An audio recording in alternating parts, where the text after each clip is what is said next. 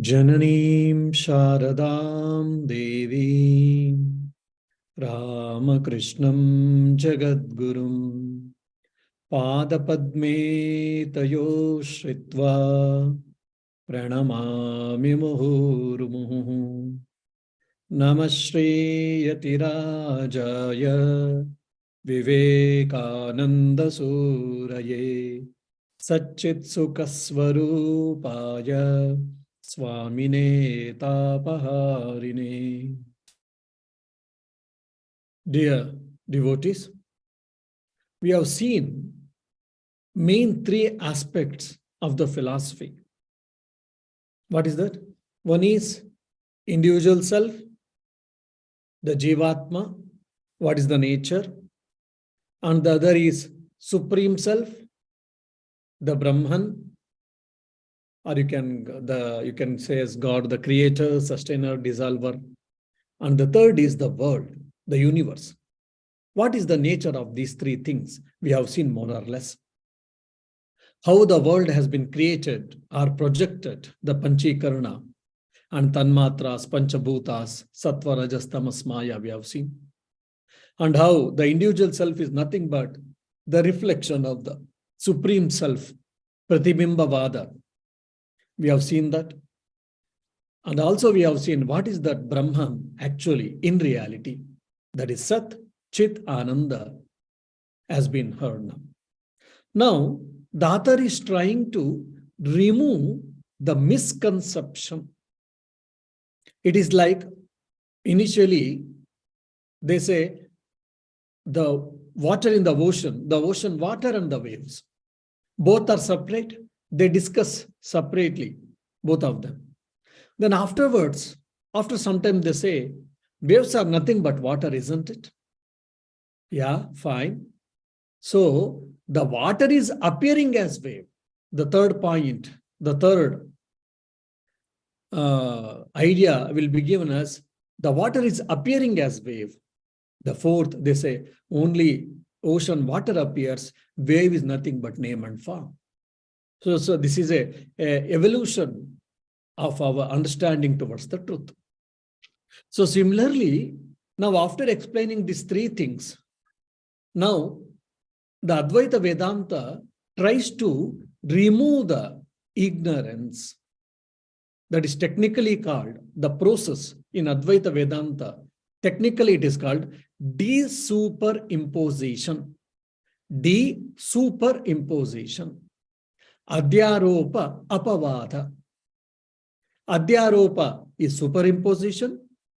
De-superimposition is what? Adhyaropa apavada. On the lighter side, they say that small children, they build a castle or a house or a temple using the sand. While playing, they build it. When the parents they call or the time is over, they have to leave to the respective houses. Themselves, they destroy it and they go. So similarly, Advaita Vedanta has built a beautiful castle of ideas till now, and now it is destroying it. Means it is trying to remove the ignorance. They will be trying to make us understand the reality and experience the reality. And regarding this de-superimposition, Sri Ramakrishna gives a beautiful idea in the gospel. Let us try to understand. The Jiva is nothing but the embodiment of Sachidananda. Jiva is nothing but the embodiment of Sachidananda. But since Maya or ego has created various upadhis, limiting adjuncts, he has forgotten that he is the self. One can get rid of the ego, the limiting adjunct, after the attainment of knowledge. On attaining knowledge, one gets into samadhi and the ego disappears. So the truth is one, which is called Brahman by the name. The Brahman alone is reality. The embodied self are many individual beings, and also the world. It is both are projections or merely appearance. Now, for this, the Advaita Vedanta is trying to ask us to do the Mahavakya Vichara, inquiry into the great statements. This is the sadhana, spiritual practice led by Vedanta as a part of Shravana, Manana, and Nididhyasana. Now, previous time I tested few technical things. Once again, I will remind it. Once again, we will brush up and we'll go into the technical details. 2-3 things you have to remember. A sentence has got 2 types of meaning. One is Vachyartha, the other is Lakshyartha. Elbow deep into stuffing the shit out of this cat. Vachartya means it is primary meaning or the literal meaning. I mean, I get that the offer is horrible. But judge is letting this thing go to trial. He must think I have a case. You do have a case. So Vachyartha means it is a primary meaning or literal meaning. Then Lakshyartha is secondary meaning, or the right translation is applied meaning. So every sentence or many of the sentences has got 2 meanings. One is literal meaning, the other is implied meaning. For an example, Gangayam Goshaha. The village is in the river. If you translate the Gangayam Goshaha, that is, village is in the river. Village is in the Ganga river. How can the village can be in the Ganga river? No village can be in the Ganga river, isn't it? Means we have to understand that the village is on the river, Ganga river bank. So if you take the literal meaning, village is in the Ganga river, then definitely it doesn't make any sense. Then when the literal meaning, the primary meaning we cannot make out, then we go for applied meaning. What is that? The village is in the bank of Ganges, bank of Ganga river. Okay. Now, Jahad Lakshana, Ajahad Lakshana, Bhagatyaga Lakshana. This also we are discussed. Jahad means leaving away. So what is leaving there? Leaving the literal meaning actually. Giving away the literal meaning and taking the applied meaning literally. For an example, this is Gangayam Gosha.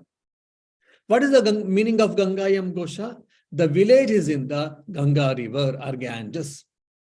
So this has been completely deserted, this completely left this meaning. Then what we add something bank, and that bank becomes important in this sentence. The village is on the bank of the Ganges. The applied meaning. So something has been added there actually. So their adding is not important. Actually, the Jahad means it is leaving actually. One is leaving the primary meaning and taking the meaning and adding something, taking the meaning something else, it will come. Then Ajahad. Ajahad means it is not leaving, actually adding. Shonaha Dhavati. Red is running. Red is galloping. Red is galloping. It doesn't make any sense. Yes, red is galloping, no doubt, but it doesn't make any sense. That literal meaning, then you have to add. Red means what? Red refers to what?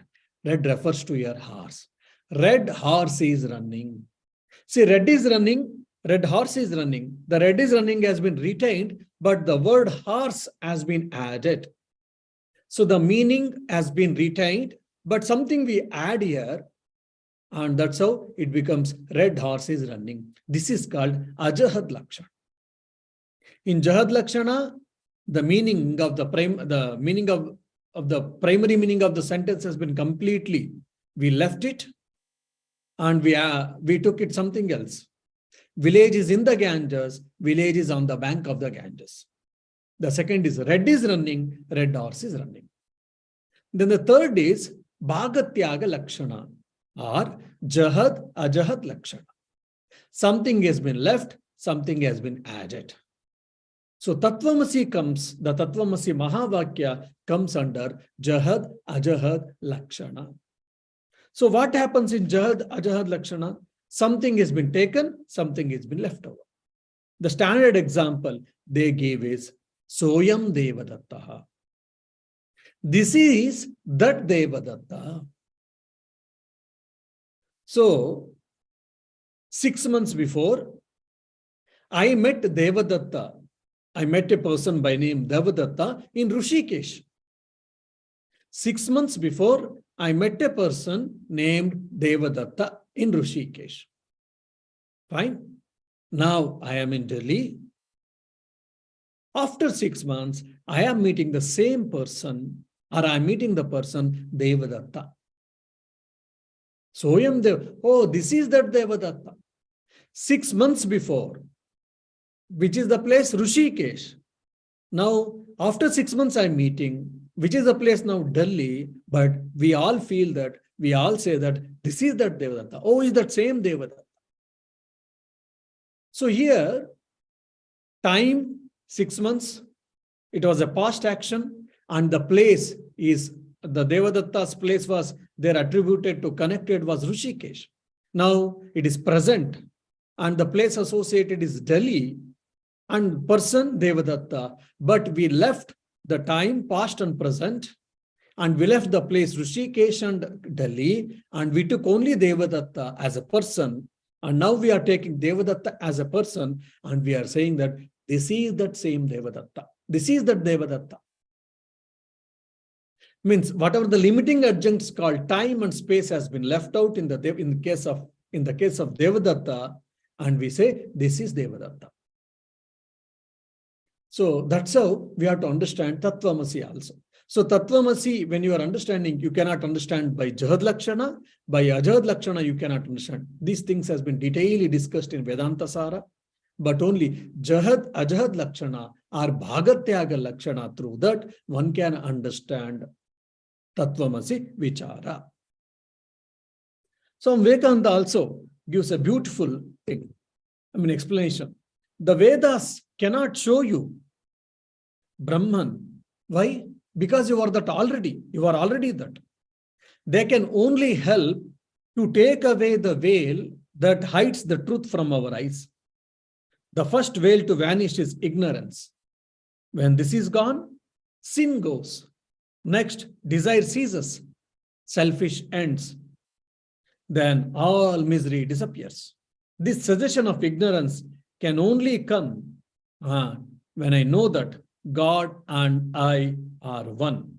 In other words, identifying yourself with the Atman, not with the human limitations. So what a grand idea Swami Vivekananda has given the whole Vedanta in the nutshell here. So because of ignorance, we are desiring, we are suffering, we have got miseries, and we have got limitations, all these things. So ignorance is the root cause. The moment you remove, the moment you destroy the ignorance, then all these limitations will go away. So here nothing is attained according to the Vedanta in the nirvana or moksha. It is only, we are losing something. What is that? We are losing the ignorance. We are trying to remove the ignorance or destroy the ignorance. So to destroy the ignorance, so the author is asking us to do the Mahavakya Vichara. Why? Because Tattvamasi Shveta Ketu, Tattvamasi Shveta Ketu, Tattvamasi Shveta Ketu. Uddalaka told to his disciple and son, Shveta Ketu, oh Shveta Ketu, you are that. So he told 9 times.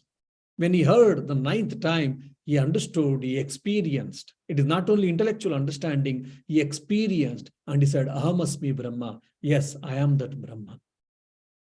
Now, when we are not able to, how much ever, not even 9 times, 900 times, 9,000 times, 9 lakh times even here, we may not understand. That's why we have to make inquiry. We have to make we have to go deep into that so that our intellectual conviction should happen. Then slowly, the ignorance is removed.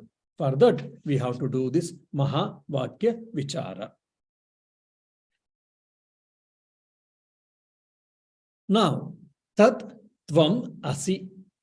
Tat, that, Tvam, you, Asi, are. You are that. Basically, the literal meaning of this Mahavakya Tattvamasi is you are that. So, you are that. These are the 3 words. Now, what do you mean by that, Swamiji? The question will come for all of us. So for that, the author himself has given the explanation.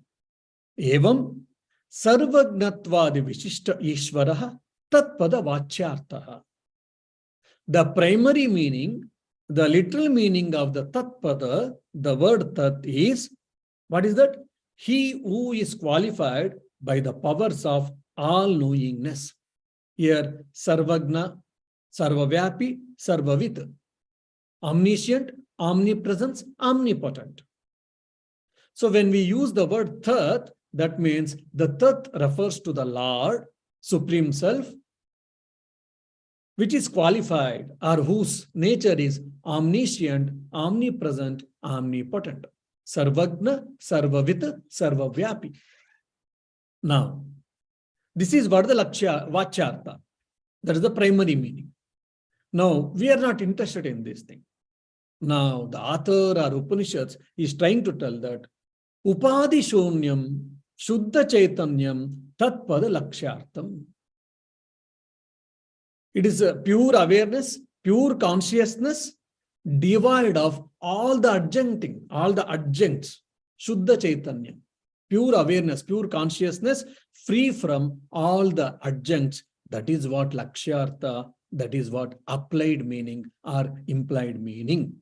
Evancha Jiva Ishvarayoho Chaitanya Rupena Abhedaya Bhadaka Bhava. In this manner, in this way, Supreme Self and individual self are non-different, since there is no difference in consciousness. So this is what the purport of this Mahavakya Vichara. So basically it is trying to remove the ignorance between the individual self and the Supreme Self. Because the world has nothing but projection, we have understood now. So the Advaita Vedanta is trying to tell that, so there is no difference between, essentially, fundamentally, between you and the Supreme Self. So that's the reason, kindly try to remove that wrong notion or the ignorance. So the whole meaning, this whole tat, if you want me to say in a layman's language, means tat in the literal meaning, in the primary meaning is what? Brahman plus Maya is Ishvara, is Sarvagna, is Sarvavyapi, is Sarvavit. Isn't it? Then Vachyartha, applied meaning or implied meaning, what is that? Is Brahman, whose nature is Sat Chit Ananda.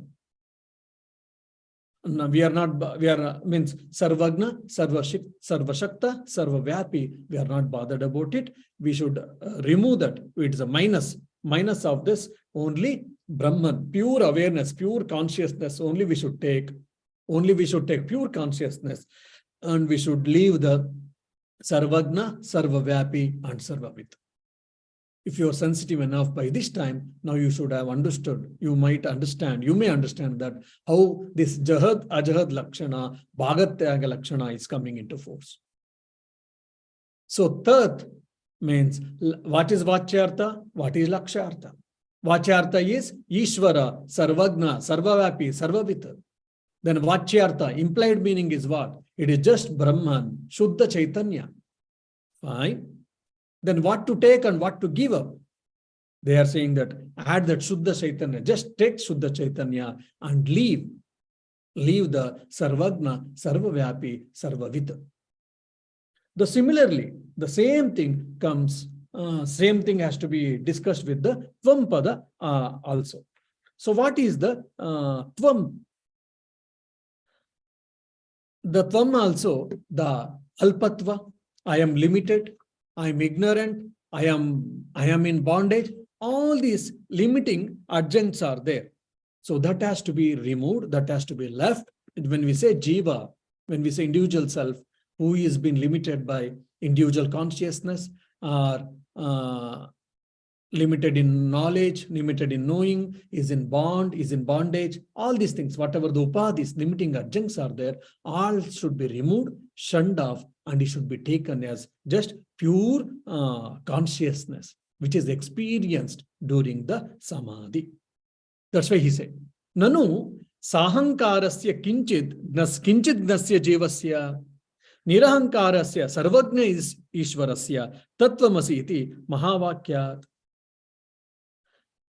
How can there be non-difference between Ishvara and Jiva? Why? Because in that statement you are saying that you are that, means the Jiva, the individual self and the supreme self, both are one and the same, you are saying that. How it is possible? Why?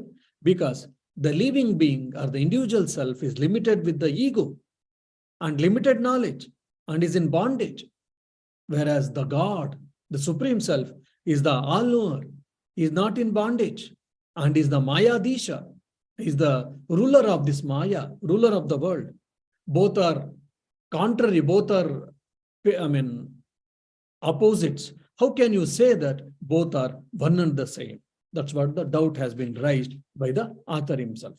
Then the author tells that, yes, you are right, but actually you should take the implied meaning, not the direct meaning. So what is the direct meaning of Tat? We know that, we have seen that. Now we shall try to see quickly what is the direct meaning of the Tvam. Tvam, the author is trying to tell that you should be free from all the limiting adjuncts like Alpagnatva, then Baddha, etc., etc. Whatever you experience in Samadhi, that Shuddha Chaitanya, only that should be taken. The Vachyartha, in primary meaning is what? Is bond, is in a bondage, is little knower, or he has got little knowledge, and is in bondage. All these things are there as a limiting adjunct, but applied meaning, Vachyartha if you take, and is only Shuddha Chaitanya, just like a person who experiences the true nature of himself in the Samadhi, Nirvikalpa Samadhi, the Shuddha Chaitanya, pure awareness, pure consciousness, only that should be taken.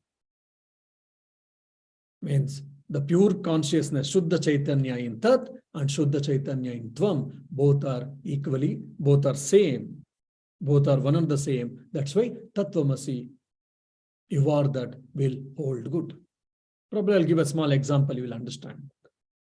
Space in the pot. You've got a big pot and there is a space. Maybe 100 liters of water it can be filled. Such a big pot and it has got some space in that. Fine. Where is that pot? It is next to temple. It is near temple. There is a Ishvara temple, Shiva temple. Near Shiva temple, there is a pot. Okay. So we went and we saw the pot. There's a beautiful pot. We enjoyed it. And we go to Shiva temple there.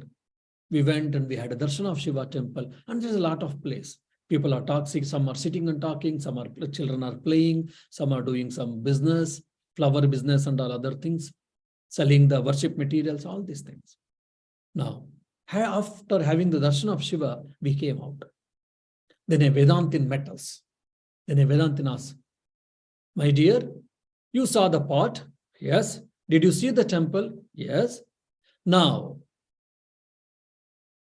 the space in the pot and the space in the temple, both are one and the same or different.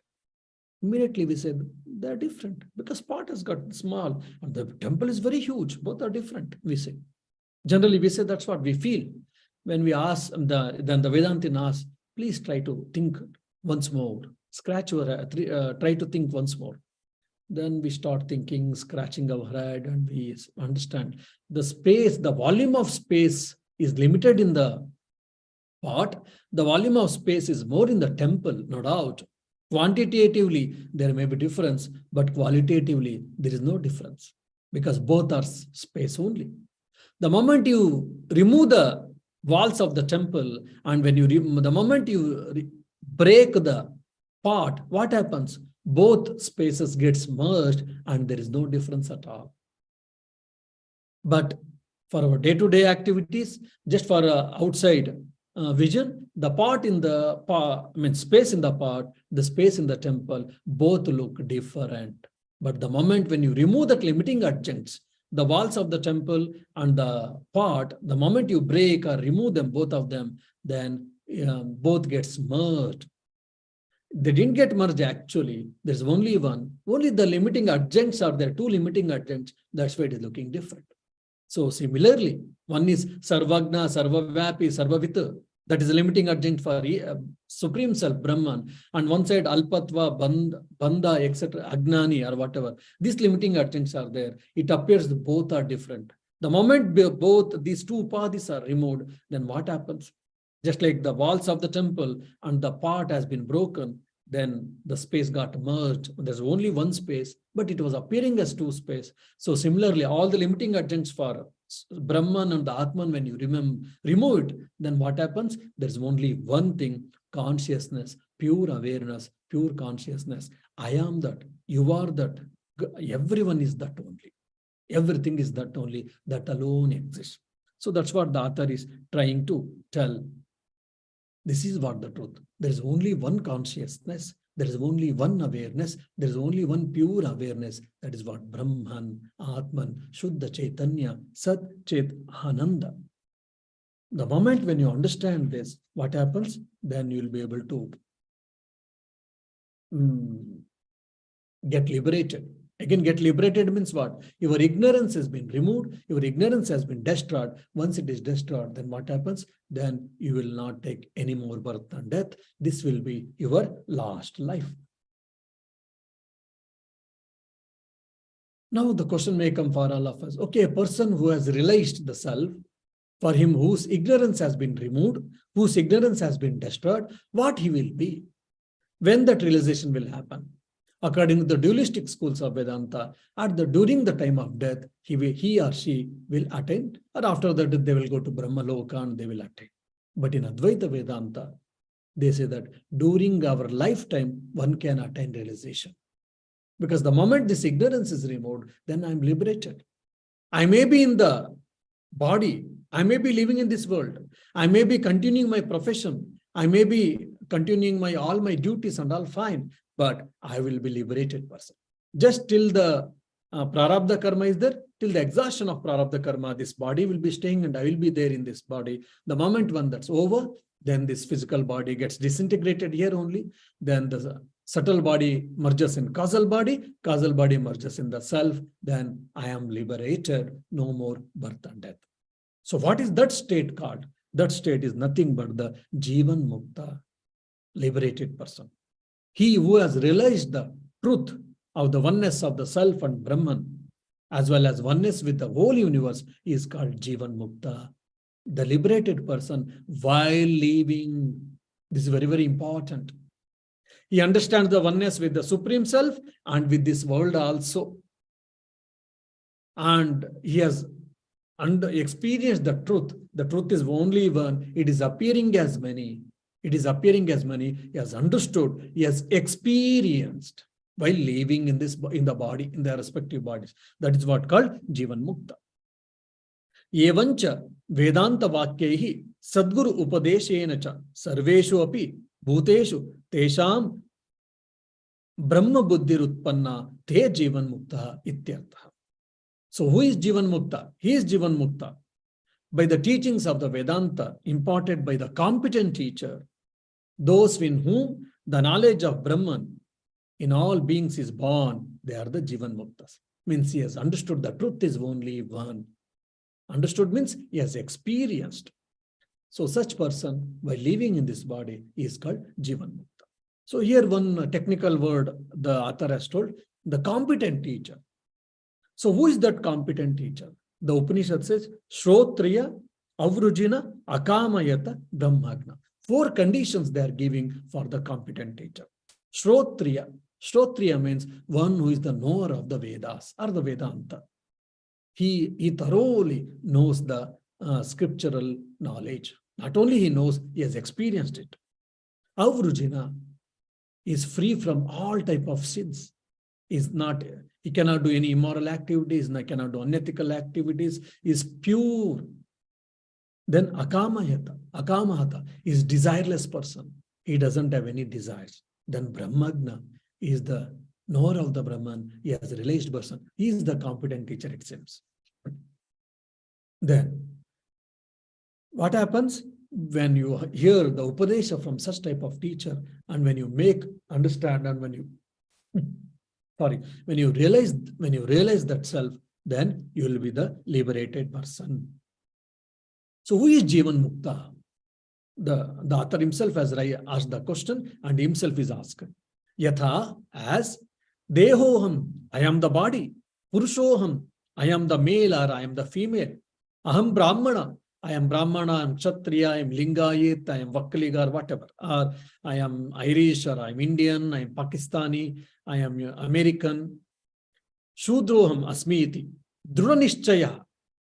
And we have got firm decisions. I am so and so, I am all with the limiting adjuncts. Tata, as well as Naham, I am not that, but I am not the Brahmana. I am not the Brahmana, I am not the Shudra, I am not the Vaishya, I am not Vakkaliga, I am not Lingayita. Na Purusha, neither I am male nor female. Kintu Asangha, I am unattached. Satchidananda Swarupa. In my nature, by nature, I am absolute existence, consciousness, bliss. Swaprakasha. My nature is self-luminous. Sarvantaryami. I am all pervasive. Chidakasha Rupasmi iti Dhruvanishchaya. And who has experienced and who has got this firm conviction and who has experienced all these things, Saha Jivan Mukta, he is known as Jivan Mukta. So it is not only intellectual conviction for him, he has also experienced. Means what is the difference between ignorant person and the Jivan Mukta, liberated person? Ignorant person thinks I am the body very firmly, very strongly. The liberated person also very strongly, in the same strongness, he thinks that I am not the body. Ignorant person thinks I am the male or female. So basically with that, whatever the body and sex he has got, male or female he thinks, and the liberated person thinks that neither I am male nor the female. I am Brahmin, I am Shudra, I am manager, I am Adhyaksha of the Mat. All these limiting adjuncts, the ignorant person will be thinking, then the liberated person will be free from all this limiting. I am neither the Brahmana, nor the Shudra, nor the Adhyaksha, nor the Lingayita or whatever. So, and I am body-mind complex. I am looking so beautiful. I am looking so ugly. My skin is very fair. And I am good, I am intelligent, all these things. The ignorant person will be thinking, now the liberated person thinks, I am the pure consciousness, I am the pure awareness, I am Satchida Ananda in my near nature. Then, this is what the difference. Now the question may come, okay, once realized person, he will not have birth and death, then what else will happen? If you ask, the Upanishad says that Brahmavid Brahmaiva Bhavati. He who knows Brahman, he becomes Brahman. So this is the fundamental difference between any other thing knowing. You know the water, H2O, that is the chemical composition, how the hydrogen and oxygen, you went to the lab, you put 2 atoms of hydrogen, 1 atom of oxygen you put, then water has been produced. Now you have become a scientist, you can produce water and all. But you can produce the water, you have got the knowledge of the water, but you will not be the water, you can never become the water. So similarly, you got knowledge, say for an example, knowledge of a mobile. Yourself, you are the inventor or discoverer of the mobile phone, cell phone. You are able to do many different types of cell phones. You are well aware of it, you have got knowledge of it, but you will never be the cell phone. You can never be the mobile phone. But whereas in the Brahman, the uniqueness is the moment I discover, the moment I understand that, though I was always no doubt, but I was something else I was thinking that has been removed. The moment I know that I am Brahman, I become Brahman. Again, I become Brahman is only for argument's sake we are saying that. The moment I know that who am I, then I will be that. I will be established in that. All the limiting adjuncts is removed. So here the knowledge is aparoksha. Aparoksha means it is direct experience.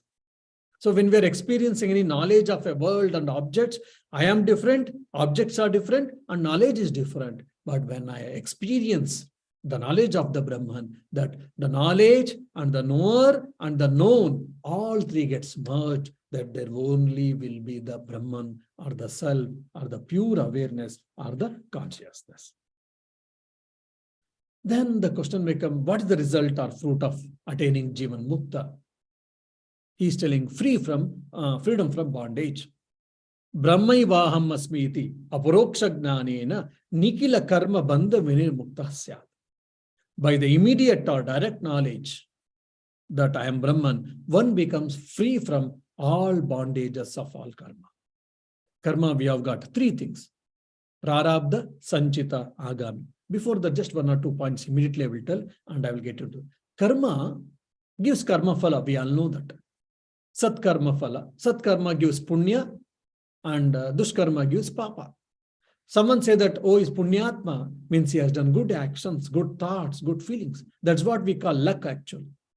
And someone has done, either in this life or in the previous life, bad actions, bad thoughts, thinking, bad emotions, all these things, then papa, that's what sin you say. That's why he is in luck. Someone is very lucky person, someone is not lucky person, or mixture of it. Why? Because of one's own actions. Now, God never writes our fate on our forehead. That is a very childish idea. Oh, before taking birth, Brahma has written my all things, what to happen, what not to happen on my forehead, and that's why it is happening. No, that's a very childish idea. Brahma has got better work, I think. So Brahma doesn't write our destiny. We only write because of our own actions in the present life and in the previous lives. And karma gives karma phala. We know that. And this karma also gives vasana. Swamiji has told beautifully in this Karma Yoga lecture. Vasana means what? Memory or desire to experience and enjoy. Karma gives karma phala, results of actions. And not only that, vasana, it also gives vasana, that is the impressions. These impressions are nothing but our character or our personality. Why someone like burger? Someone may not like burger. Someone like chocolate ice cream, someone may not like. Or someone is neutral with that. Okay. Someone likes Baskin Robinson, someone may not like. Why? Because of our taste, because of our thinking, because of our impressions created by our own actions in this present life or in the previous lives.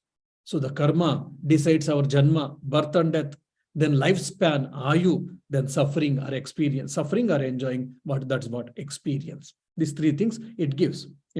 So based on the accumulation of the actions and the time of its fructification, the karma phala has been divided into three: prarabdha, sanchita, agami.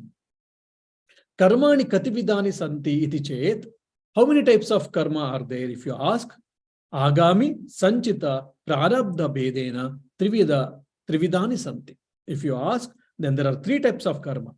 One is agami, which the fruits of actions are yet to come in future, based on our future actions. Sanchita, the fruits of actions has been deposited in my life or in my account, in my account, which has been deposited as like fixed deposit or FD. That's called sanchita. And some amount I have withdrawn for my day-to-day expenses. That is called prarabdha. So some are yet to come, and I will be working every month. I will be getting the salary. So next month when I work, I get some salary. That is what called agami karma. Agami means the fruits of actions which I am yet to get by my actions in the future or tomorrow or day after. Already I have done so many years of my work. So there is some amount I have been kept as a FD in my bank account. That is what sanchita. Now, some amount I have withdrawn for my personal expenses, day-to-day expenses. That is what prarabdha. Now, for a Jivan Mukta, no agami karma, no more accumulation of the fresh karma. Whatever the sanchita karma was there, deposited was there, that will be burnt away. That will be destroyed the moment he experienced the Brahman. Then what about that prarabdha karma? What he has withdrawn, means that was reserved for this entire life. That what will happen, then the gnani, every individual has to experience, either good or bad, he has to experience. And once the prarabdha has been dissolved, prarabdha has been fructified, it has been burnt out, then he leaves the body, then he gets merged in the self. That's what we say. But he doesn't get merged in the self. Only the reflecting medium called Sukshma Sharira and Karna Sharira is been destroyed, which will be dissolved in the self. Then what happens? Then there is no individual conscious or individual existence. So that's why he doesn't have any more birth and death. Just like there's a Kaveri water. Kaveri water goes and it merges in the Arabian Sea or Bay of Bengal. When it merges in Arabian Sea, then you cannot search the Kaveri water. So similarly, Ganga God merges in Bay of Bengal. After it merges, before merging, till getting merged with the sea, you can find that individualness. But the moment when it's merged with the sea, it becomes the part of the sea. You can't find Ganga, you can't find Yamuna, you can't find Brahmaputra, you can't find Sutlej or whatever, because everything is ocean water. Because we have got the reflecting medium called Sukshma Sharira, subtle body, and Karnashar, causal body, that's why we are feeling that I am different and you are different and he is different, she is different, etc., etc. The moment this reflecting medium called Sukshma Sharira and Karnashar is removed, destroyed, then there is no sense of individuality at all. So after in the Jivan Mukta state, what happens? He experienced that the self or the consciousness is only one, but it is appearing as many only. But for him, it will be appearance. For us, it will be reality or the truth because of ignorance. When we do the Shravana Madhyasana and Mahavakya Vichara, when we do, then what happens? The ignorance is removed. The darkness is removed. But the moment it is removed, then what happens? We will experience. It is just taking an example like rope and snake. Actually, there was a rope. Because of ignorance, we felt that is a snake. And we shouted that snake, and my heartbeat got increased, my BP got increased, I got tense, I started praying to God, I shouted, people came, and one person, he put the torch there, then he laughed and said, my dear, that is not a snake, that is a rope. I saw it. It took 2-3 moments to understand, experience, and get away from all my phobia, fear. But once I understood, and in no time, that phobia went, and there is no problem. I continued my life, or I continued my work. All that because of that ignorance, rope was appearing as a snake, and that's why I had a phobia. And if the person would not have come and put the torch, probably if I had to go in that same path, somehow either I had to go back, I would have gone with keeping the stick, I would have prayed to the God, and etc., or I would have ran, what all things as the effect. But the moment I understood that it is a rope, not the snake, then there is no phobia, there is no tension, there is no problem. So my sweat got stopped, my BP became normal, my heart pressure or whatever, heart beatings got normal, everything became normal. So similarly, we are suffering, we are experiencing all dualities, and we are taking birth and death, all these things. Why? Because of one mistake, the fundamental mistake, that is what? Ignorance. Ignorance of what? Not ignorance of something else, ignorance of oneself, ignorance of my real nature, ignorance of my true nature. That's why we are suffering and struggling.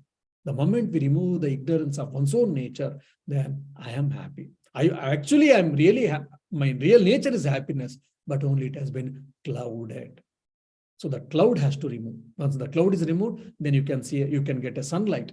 So similarly, the cloud of ignorance has to be removed or destroyed. That is what nirvana or moksha or mukti according to the Advaita Vedanta. Om Shanti Shanti Shanti Harihi Om Tat Sat Shri Rama Krishna Arpanamastu. So this ends our Tattvabodha.